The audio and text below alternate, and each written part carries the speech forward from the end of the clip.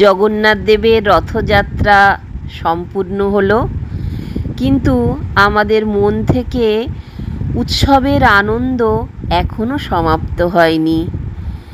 দর্শক বন্ধুগণ, সাধক জীবন চ্যানেলে সকলকে স্বাগত জানাই।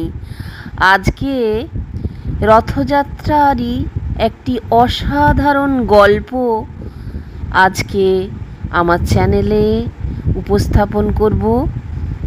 চলুন তাহলে শুনে নিই গল্পটি। একটি মজার গল্প রথযাত্রা উপলক্ষে।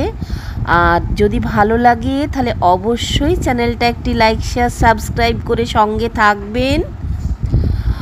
আষাঢ় মাসের শুক্লা দ্বিতীয়ার রত্নবেদী ছেড়ে জগন্নাথ দেব লক্ষ্মী দেবীর অনুমতি না নিয়েই 9 দিনের রথযাত্রায় বেরিয়ে যান মাসির বাড়ি গুন্ডিচা মন্দিরে থাকার উদ্দেশ্যে।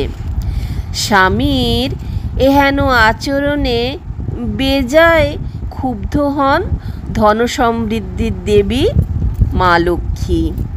উল্টো রথের দিন মাসির বাড়ি গুন্ডিচা মন্দির থেকে রথে চেপে সপরিবারে আবার পুরীর মন্দিরের উদ্দেশ্যে রওনা হন জগন্নাথ দেব।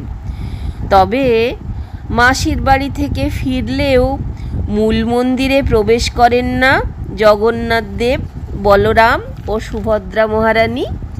3 ভাই বোন শ্রীমন্দিরের সামনে 3 দিন ধরে রথের ওপর উপবিষ্ট থাকেন।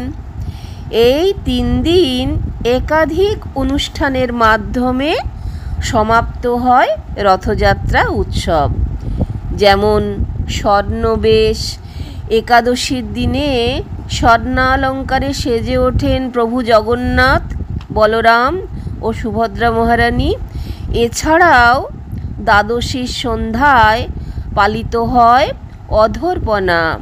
3 বিগ্রহকে দেওয়া হয় শীতল পানীয় অর্থাৎ শরবত।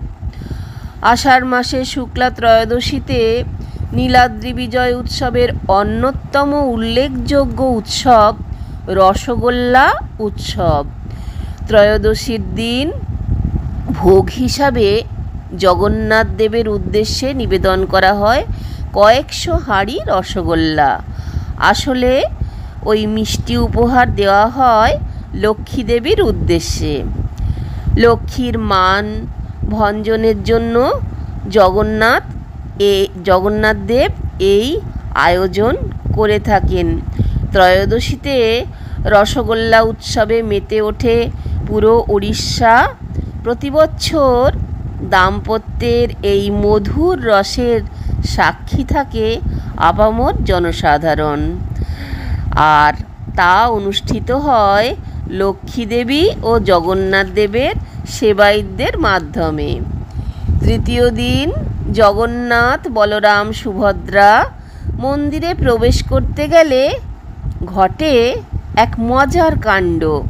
বলরাম আর সুভদ্রা ভালোয় ভালোয় বাড়ি ঢুকলেও সেই জগন্নাথ যেই ঢুকতে যাবেন, লক্ষ্মী দেবী শটান মুখের ওপর দুম করে দরজা বন্ধ করে দেন।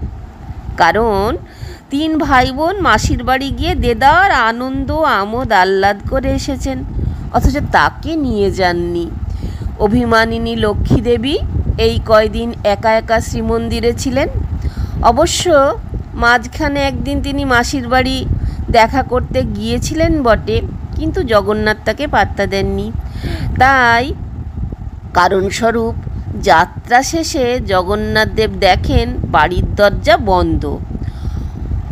অবস্থা বেগতিক দেখে স্ত্রীর মানভঞ্জনের জন্য বুদ্ধি করে 1 হাঁড়ি রসগোল্লার আয়োজন করেন জগন্নাথ দেব। তাকে উপহার দেন যদি কিছু কাজ হয়।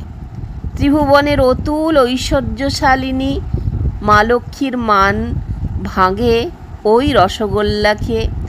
অবশেষে স্বামীকে ঘরে ঢোকার অনুমতি দেন। খুশি মনে পতিদেবকে নিয়ে তিনি শ্রীমন্দিরে প্রবেশ করেন। 1 বছরের জন্য নিশ্চিন্ত, আর পতিদেব কাছছাড়া হবেন না। মন্দিরের সিংহদুয়ার বন্ধ হয়ে যায়। তাই নীলাদ্রি বিজয় উৎসবের অন্যতম উৎসব এই রসগোল্লা উৎসব। জয় জগন্নাথ, জয় বলরাম, জয় সুভদ্রা। যদি ভালো লাগে তাহলে অবশ্যই চ্যানেলটি একটি লাইক, শেয়ার, সাবস্ক্রাইব করে সঙ্গে থাকবেন। আর কমেন্ট বক্সে অবশ্যই লিখবেন জয় জগন্নাথ। সকলকে অজস্র ধন্যবাদ আমার চ্যানেলে এসে আপনাদের সময় দেবার জন্য। শীঘ্রই ফিরে আসছি পরবর্তী পর্বে।